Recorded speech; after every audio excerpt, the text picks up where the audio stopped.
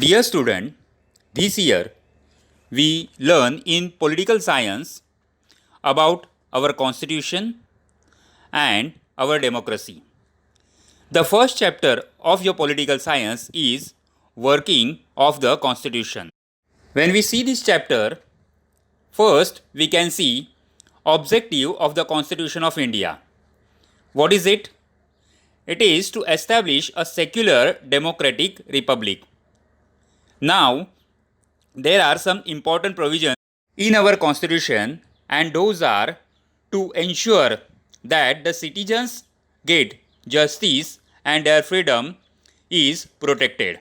Now you can see the Indian constitution is seen as the means to which a progressive developed society based on social justice and equality. All of you know that the constitution came into force on 26th January 1950, and since then the government has been working in the accordance with the principles of the constitution. In this chapter we will take a brief overview of the wide-ranging nature of Indian democracy, important changes that have taken place in its political process, and steps that have been taken to establish social justice and equality. This review will primarily focus on three areas. First is democracy, the second one is social justice, and third one is judicial system. Now first, we are going to introduce the main features of Indian democracy. The points are political maturity, right to vote, decentralization of democracy, and right to information. Now the first is political maturity. Which are the points? See here. The essence of representative system is to integrate the principles of democracy in actual practice. The next point is the Indian people have direct representation in the parliament, state legislature, and local government. The third point is holding free and fair elections at regular intervals is an important indicator of India's successful democracy.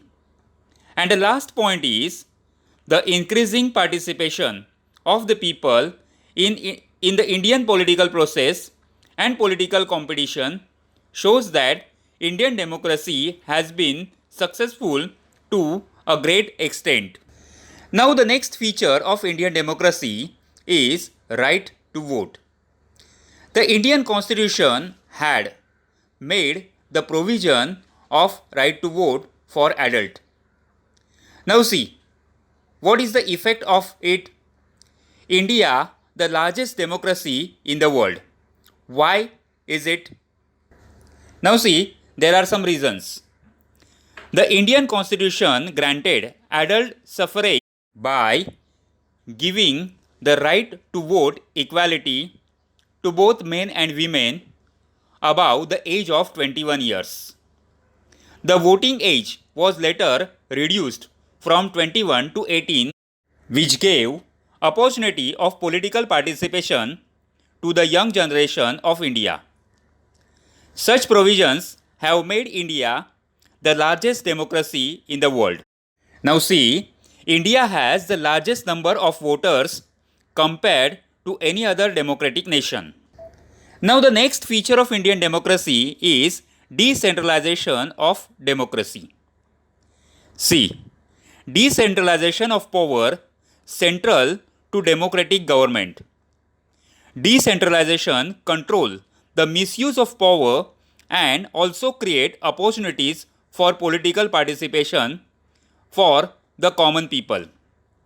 The next point is one such important provision is regarding empowering the local self-government make genuine democratic governance in a reality. After independence, several attempts such as 23rd and 24th Amendment in Indian Constitution were made towards democracy decentralization. Next feature of Indian democracy is right to information, that's called RTI 2005. Citizen empowerment is the successful condition of democracy.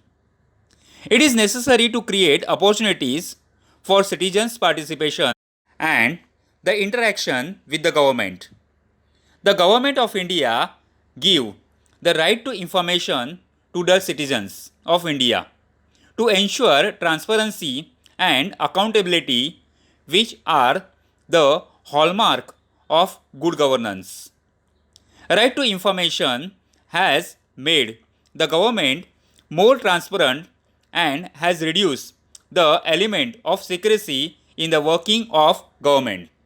See here, in the box there is a particular concept of RTI, that is right to information. What is right to information? Citizens gave a right to know about the functions of the government. This right is known as right to information. Indian citizens got this right in 2005. Now here is the concept of right-based approach. Now what is it?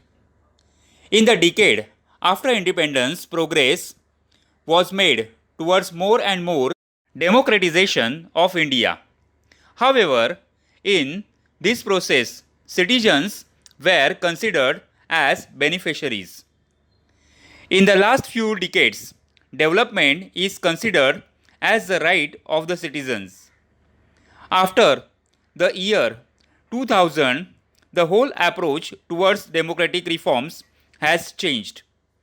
Democratic reforms is considered as right of Indian citizens. Accordingly, citizens in India have got right to information, right to education and food security. Now, the next area of Indian democracy is social justice and equality. See, social justice and equality are important objectives of our Constitution.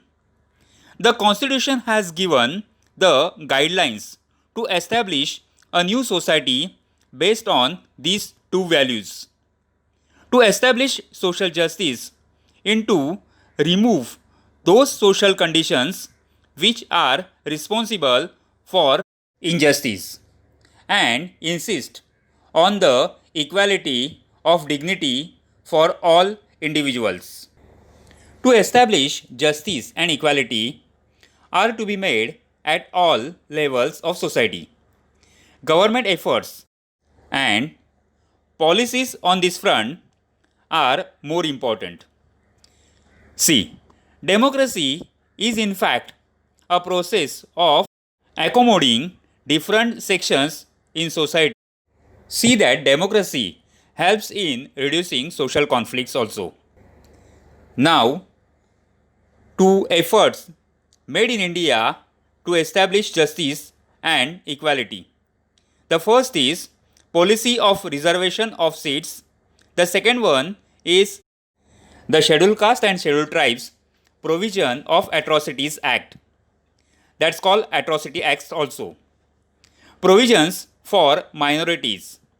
And the last one is laws relating to women and provisions for their representation. Now we are going to learning these things in detail. The first is policy of reservation of seats. It is for those sections of society who have been deprived of opportunities for education and employment for a long period of time. Accordingly, in educational institutions and in government services, some seats are kept reserved for scheduled caste and scheduled tribes as well as other backward classes. Now the next effort is the Scheduled Caste and Tribes Provisions of Atrocities Act. This is an important act for establishing social justice and equality. This act prevents any injustice against the people who belonging to scheduled caste and scheduled tribes, and any act of atrocity committed against them is liable for punishment. Now, the next effort is provisions for minorities. The Indian Constitution has made several provisions for the protection of minorities. The government has adopted several policies for minorities to provide them opportunities for education and employment. The Indian Constitution prohibits discrimination on the basis of caste, religion, races, language, and region. It is a comprehensive provision for all minorities which fundamentally protect their right to equality, freedom, right against exploitation, and cultural and educational right. Now the last one is laws relating to women and provisions for representation. In the post-independence period, efforts were made for empowering women. Taking into consideration the problems of women, several policies have been adopted at national and international level to remove illiteracy among women and to make available opportunities for their development. Now see, in this slide, you can see laws relating to women and provisions for representation. In India, from the very beginning, women have inadequate representation in politics and political institutions. Some changes are taking place in India, like the 73rd and 74th Amendment reserve 33% of seats for women in local self-governing institutions, which percentage has been raised to 50% in several states like Maharashtra. National Commission for Women has been established. Similar commissions, means state women's commissions, are also exist at the state level. Now, the next area of the constitution and democracy is the role of judiciary.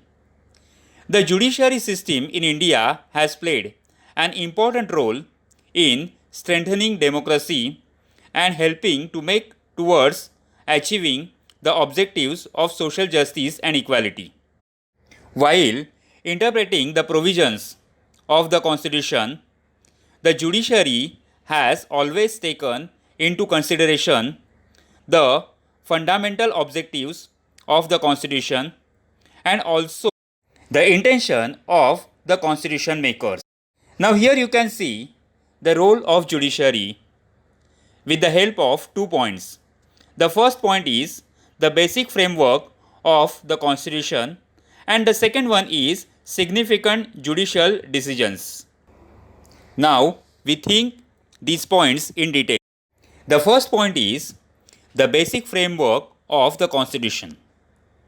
See, the Constitution is dynamic and a living document. The Constitution has to change accordingly to changing conditions, and the Parliament has a power to make the changes. The judiciary has accepted the power of the Parliament to make changes in the Constitution, but at the same time specified the limitation on this power. The judiciary has taken a stand that the Parliament, while amending the Constitution, can't alter the basic structure of the Constitution. Now see, here is a box in your textbook. The title, please understand. What is it? The basic structure of the Constitution generally includes following provisions. First is republican and democratic form of government. The second is federal structure of the constitution. Third one is promotion of unity and integrity of the nation. Fourth one is sovereignty of the nation. And last one is secularism and supremacy of the constitution. Now the next point is significant judicial decisions. See, the protection provided to the citizen by fundamental rights in the constitution has been made more meaningful through various decisions of judiciary. Some of the important subjects on which the court has given judgments includes rights to children, protection of human rights, protection of honor and dignity of women, individual freedom and tribal empowerment. This is a force have made the political process in India more mature. Now here is another box. This is important to understand. What is it?